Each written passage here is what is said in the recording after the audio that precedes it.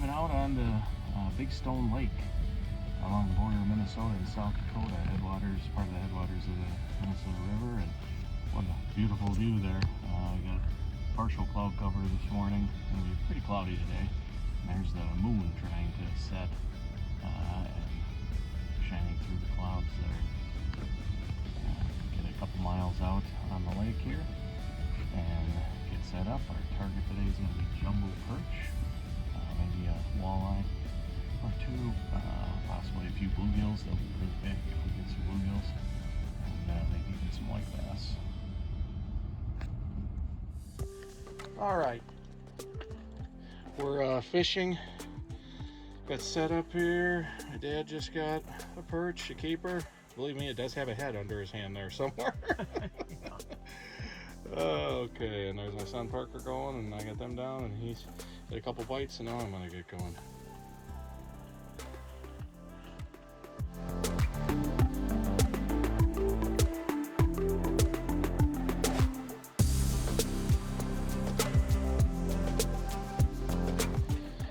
And my son's got one coming up the hole.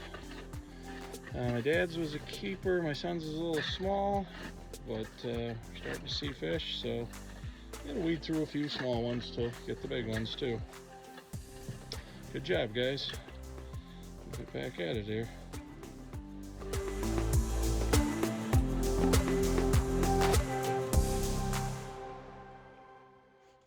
All right, got another nice perch here.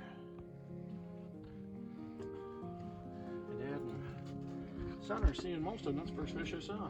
But that's a typical big stone eater there. Hopefully we'll get some bigger ones yet too. That's about a 9.5, 10 incher. I guess one so far of the morning. Hold them up here, Dad.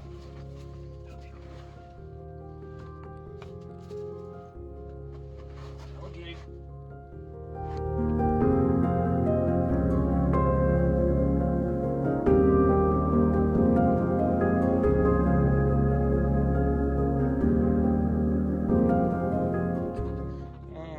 Son got a little one to go with my dad's big one. Alright, nice fish there. Get back at it here.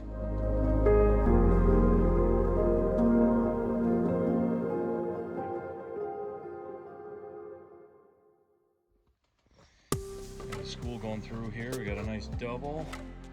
And my son Parker with a nice fat one. There's my dad with one. Go ahead and lip him. Parker, go over and stand by Grandpa there. Yeah, we'll get a video of your double. There's his double here. Nice. Alright.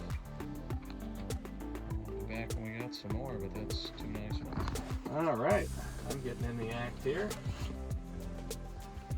Gotta catch up with my son and my dad are putting on a clack. Mine isn't quite as big as some of theirs, but a nice eater. I just set my rod down to film their double, and went to pick my rod up, and it bent over when I picked it up. And there's another typical 10-inch eater out here. We're stacking them up pretty good. Got a nice school going through right now.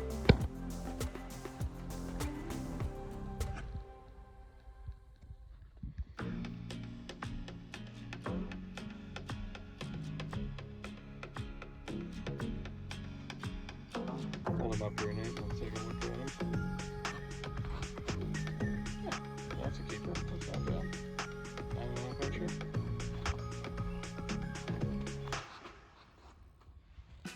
And my son Parker got another one here. That's a lot bigger than the Yeah, but still a good eater.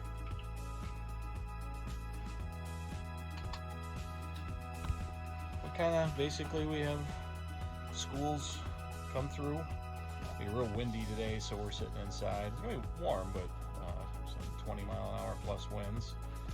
So we are sitting inside and just waiting out the schools. They're roaming this basin area, and we catch 3, 4, 5 fish, and then we get time to talk and snack for a little while, and then all of a sudden the locators light up again, and we catch 3, 4, 5 more fish. So far Off to a good start. Fun day. Good job, buddy. How'd that one bite?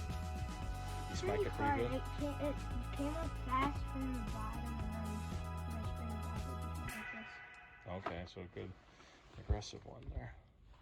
Hey, well, a little bit about what we're doing here. It's gotten a little lighter in here to see better. We are on Big Stone Lake, right along the border of Minnesota and South Dakota, part of the headwaters of the Minnesota River. And we're out chasing perch. It's middle of January, Dr. Martin Luther King holiday weekend. And you can see we're sitting at about 13 feet, and we're just sitting out over the lake basin. We've got some spots marked out here that usually have fish swimming through them that we've picked up in the past. Really, there's two ways to do this. You can be outside and drill a ton of holes over an area and a hole hop, trying to kind of follow the schools of perch. They're just roaming this basin area. You can probably see the house flapping and hear the wind. It's really windy today, so big tough sitting outside fishing today. So we set up my clam 8x8 hub here, the 8-foot XL 4000T. I got a heater going in here, so we're nice and warm and out of that wind. And then we just have to wait them out. The school swims through, we catch 3, 4, 5 fish, then we get a lull. Some fish swim through again. My dad just had a nice one come off in the hole here a second ago. We're using, go over the equipment a little bit while I'm talking here. This is we're using St. Croix Legend Black ice rods.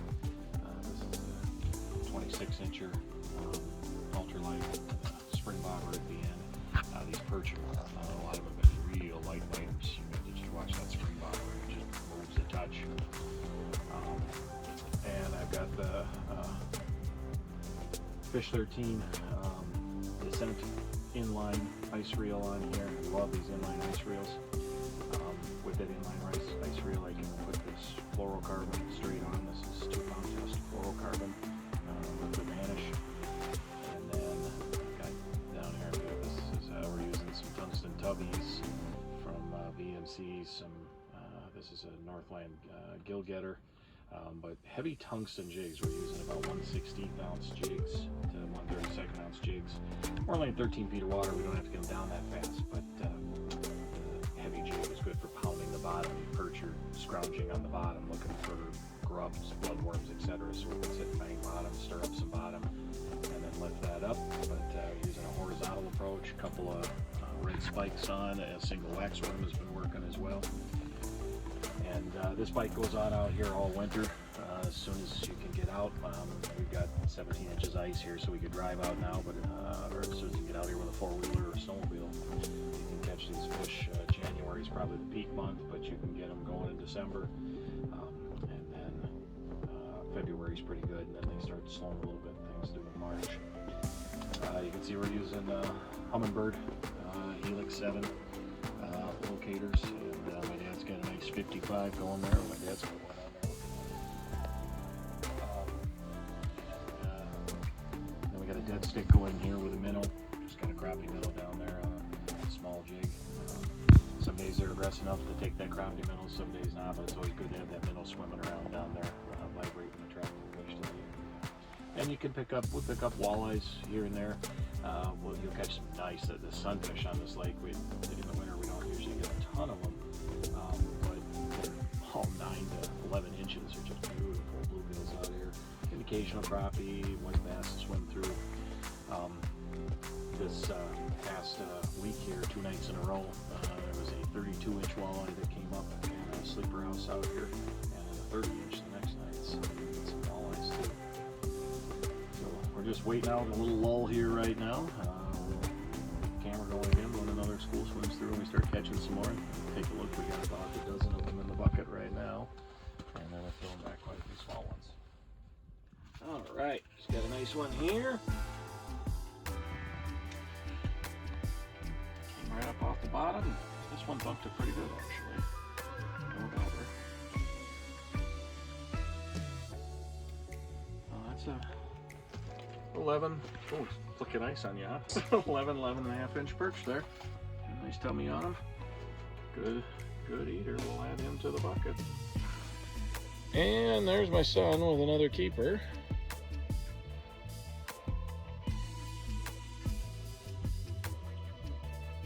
There, hold him up for the camera there, buddy. Nice fish, yeah. Another 10-incher there to put in the bucket. Yeah, it's slowing down. You know, we're getting to that late morning. Schools will be a little further time in between until we get to more of a late afternoon here, but we'll just keep chipping away. Nice job. There's my son with a dandy. Just came in. I'm getting the grill started up. We're gonna have a little lunch. Things slow down a little in the middle of the day. Instead of nice schools coming through, they're coming through in singles and pairs. Ooh, there's another one down there.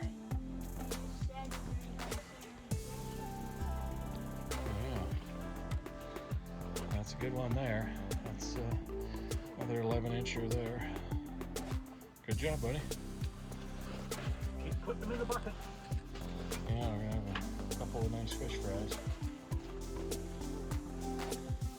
You know, it's totally up to you. The limit out here is 15 a person daily, 30 in possession, so we could bring 90 back, but we have no intention of bringing that many fish back.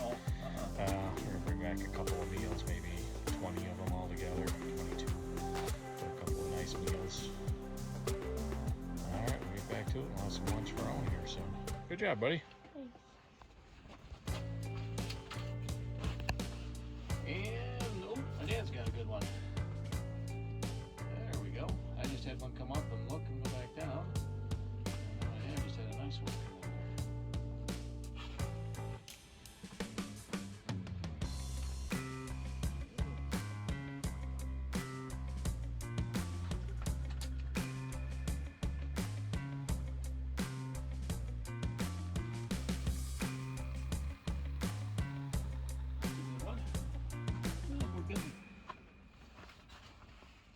getting the fuel in the bucket.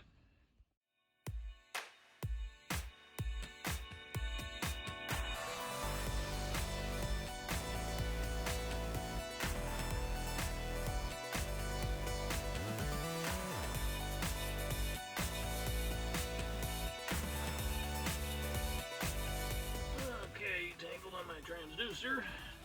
I got him up the hole, trying to eat our lunch here, burgers and steak and chips, and now the fish started biting. Yeah.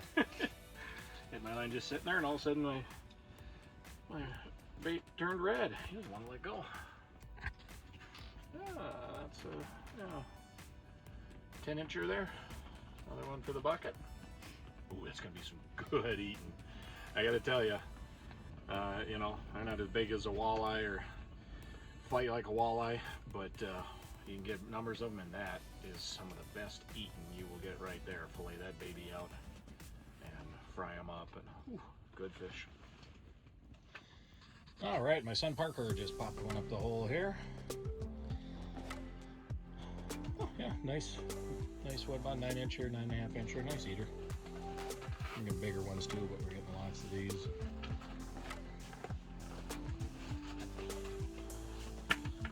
Some good eating there, nice job. Click him. All right. Look how full the bucket is. Yeah, fish interrupting us here. Grandpa's still trying to eat. Fish started eating as soon as we did. So it's about 12:30 here, kind of the middle of the day, and they've, we've noticed before, we're not having any big schools come through anymore where it's pandemonium and we've got doubles and triples going. But still having singles and small groups come through, and popping one here, popping one there. So it's a close up. There's the sun using that Helix Ice 7. It's got the screen split between flasher mode and regular side sonar.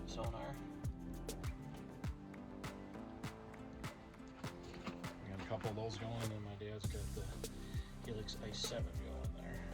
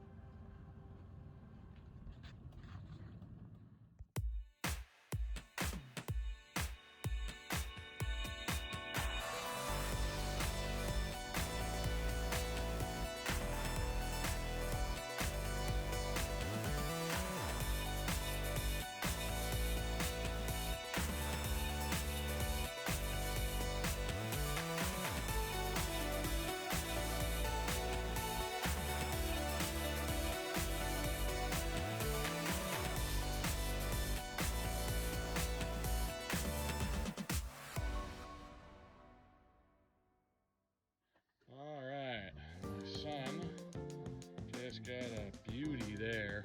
I looked over and I was looking at the minnow going crazy, and all of a sudden I see my rod going. Yeah, we got a dead stick with a minnow going here, and then Parker just had his rod sitting still and hanging, and he goes, wow, the minnow's going crazy. You could see the rod tip on the minnow rod, and he's like, oh gee, I got one. So I'm like, yeah, that minnow saw your fish coming in there. That's a nice one, buddy. That's, we'll get a measure, but that's 12 and a half inches there. That's a beauty. Nice job. And my son Parker bringing up another nice keeper here. There you go. That's a good one. Be some fine eating there. Nicely done.